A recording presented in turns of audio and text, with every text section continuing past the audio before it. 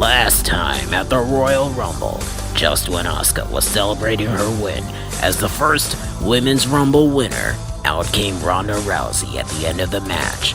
What does this mean for Ronda at WrestleMania? Also, after losing the Intercontinental Championship at Raw 25, Roman Reigns invokes his rematch clause and will face The Miz. Will he win back the title? Finally, Kurt Angle announces there will be 3 Elimination Chamber qualifying matches. Woken Matt Hardy versus Elias, John Cena versus Finn Balor, and Kane versus Braun Strowman in a last man standing match. Who will punch their ticket to Las Vegas at the Elimination Chamber? Find out now.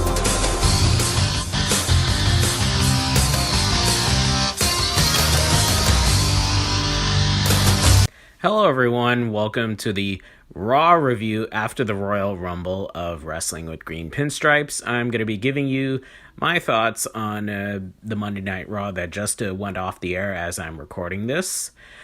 I thought it was a good show. I know that Raw kicked off with brand new graphics, that's for one, and a new theme song from Papa Roach, although I did not catch the name of that, so I'll probably will tell you later. But from what I know, that Stephanie McMahon kicked off Raw announcing that Asuka won the Women's Rumble, and then Asuka came out to, bask in the glory and celebrate. And then Sasha Banks was the one who challenged Asuka to a singles match, which nothing on the line, but still a match itself for to put Asuka's undefeated streak on the line, because Asuka has never lost a match since signing with the WWE back in 2015. So that was setting the table for that. And I know that there were 3 Elimination Chamber qualifying matches that were for the tone for the entire show of the Raw after the Royal Rumble. The first one was between Kane and Braun Strowman. It was not bad, but I think the problem was that the commercials came in the beginning of the match, and by the time it came back from commercials, then Braun Strowman used the announce stage and smashed Kane with it, which I thought was pretty fun. But I meant it was a problem when they started commercials near the beginning of the match. That was the only issue I had with that. But I meant it was okay. I know that Braun Strowman pretty much advanced, and much to the chagrin of Kurt Angle, because I know Kurt Angle is fed up with Braun Strowman destroying equipment all over Raw. So I meant what can you say? Braun Strowman finds a way to win through any means necessary, whether it's through destroying things or doing it clean. We gotta see and how things go. And I know that the next match was Woken Matt Hardy versus Elias. Thought it was an okay match. Nothing too special about it. And I meant it was Elias won in a convincing fashion when Bray Wyatt provided a distraction through the Titantron, not exactly going in the ring, to Woken Matt Hardy. So Elias advances to the Elimination Chamber. And of course, after the match, Bray Wyatt reappears on the Titantron and does that laughing thing all over, which I thought is kind of weird. But that's Bray Wyatt. He's a weird character. He's been a weird character since debuting in 2013. And that's that. But then again, so is Woken Matt Hardy. But I digress. Hopefully, if there is a match between Woken Matt and Bray Wyatt, it's taking place at the Hardy compound. That's what I would like to see for the Elimination Chamber. They do a match that's pre-taped from the Hardy compound. That is something that I would definitely be for that.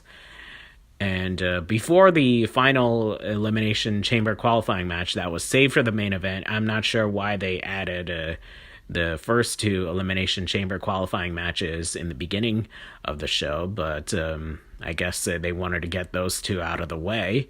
I know that there was the Intercontinental title match between The Miz and Roman Reigns to start off the 9 o'clock hour, and it was a good match. Nothing too special. I know that the Miztourage of Curtis Axel and Bo Dallas. I almost said Bo Wyatt, but it's Bo Dallas.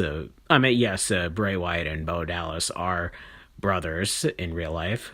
So, yes, they did provide a distraction, and I know Roman Reigns scared off the Miztourage with the steel chair. So, that's that. I know, the Miz focused on doing a chop block on Roman Reigns' leg. So there was definitely a lot of submission moves in that match. And at the end, The Miz retained the Intercontinental Championship. And what's going to happen to Roman Reigns? I guess you'll have to find out. The next match was the women's match between Sasha Banks and Asuka. I thought that was definitely the match of the night for Monday Night Raw this week. That was a pretty good match. I could tell that both sides are gonna be seeing each other in the ring a lot more often, because that match was definitely clicking. And I know Sasha Banks was had a heelish tendency in that match. You could kind of say that Sasha Banks is turning heel, but it's not really official. But yes, the opening segment of Sasha challenging Asuka, as well as the backstage promo that took place prior to that match, was a bit heelish. So yeah, you could say that Sasha Banks is sort of turning heel, but it's not really official right now. But that's something that we will have to see going forward prior to the Elimination Chamber. And like I said, it was definitely the match of the night of between Sasha Banks and Asuka. I did think there was a bit of a dangerous spot when Sasha Banks was diving from mid or top rope, and then Asuka kicked her in the head. I was like, oh shit. I was like, I hope that's not a concussion. I was like, that would be pretty bad, because WWE lately has had a few cases of bad luck with injuries, with Dean Ambrose being out, Samoa Joe being out, and plus Paige with a career-ending injury from her neck, and Alicia Fox being out with an injury recently because she injured herself rehearsing for the Rumble, from what I heard, or was it practice? It's hard to say, but yeah, that was a bit scary to see. But luckily, both sides finished the match, and Asuka wins to retain her undefeated streak.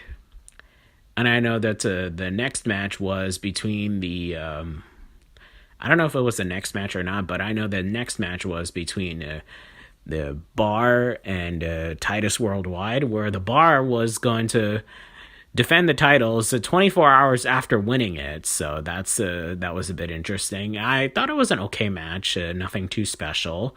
But at the end, the Bar retains the Raw Tag Team Champions, and that's how it goes.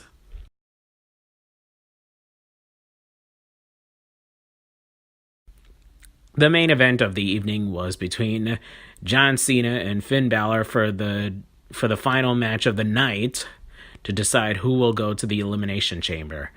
I thought it was a good match. Both Finn Balor and John Cena put in their best for that match, and I just want to make a note that last year, on this date last year, as I'm recording this, John Cena won his 16th world title, tying Ric Flair's record at the Royal Rumble last year, defeating AJ Styles. And as of tonight for this recording, he's facing Finn Balor. So he is facing two former members of Bullet Club. That is definitely something. That's definitely something I could say right now. And both Finn Balor and AJ Styles were leaders of the Bullet Club back in the day. Finn Balor being the original leader back when he was Fergal DeVitt, and AJ Styles taking over as the leader when DeVitt left to go to WWE and repackage as Finn Balor. I thought it was a good match, but I didn't expect John Cena to win. I mean, that kind of threw me a bit by surprise. I mean, I thought Finn Balor was going to win, but nonetheless, John Cena won the match. During the commercial break, or somewhere before the commercial break, I believe the fans in Philadelphia were throwing beach balls in the audience. Here's my take: don't throw beach balls during a show. I don't care if it's Raw, SmackDown, NXT, whatever. Do not throw beach balls. It is distracting. I can tell because during my college graduation almost 4 years ago, someone was throwing beach balls. I was like, it's distracting. I mean, if luckily, no one pointed threw the beach ball in my direction at my graduation, because if that happened, I would have ripped it in half. That's for sure. I would have ripped that thing in half. And I know that I think coming back from the commercial break, there were asshole chants in Philadelphia. So I'm not sure, maybe the beach ball was ripped up. But yes, a message to the fans in attendance for these shows: please don't bring beach balls.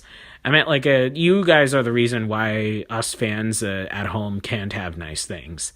You guys need to pay attention to the match. Just watch the match. I mean, you paid a lot of hard-earned money to go to Monday Night Raw, SmackDown, NXT, whatever. I mean, don't throw a damn beach ball, okay? Please. Anyway, to sum this all up, Raw was pretty good. I know a lot of people who are saying how great it was, but I wouldn't say great. It was good. I would give this Raw a B+. I do not do reviews of every Raw and SmackDown, just only the ones after a pay-per-view. So that's that. Tomorrow I'll be doing the SmackDown synopsis, which will be the final one of the Royal Rumble weekend of podcasts. And after that, I'll take a bit of a break and maybe do a quick video of some sort here and there. But when it comes to long-form podcasts, I'll be back for the Elimination Chamber after tomorrow. So that's that. Hope to see you next time on Wrestling with Green Pinstripes podcast. Have a great day, everyone.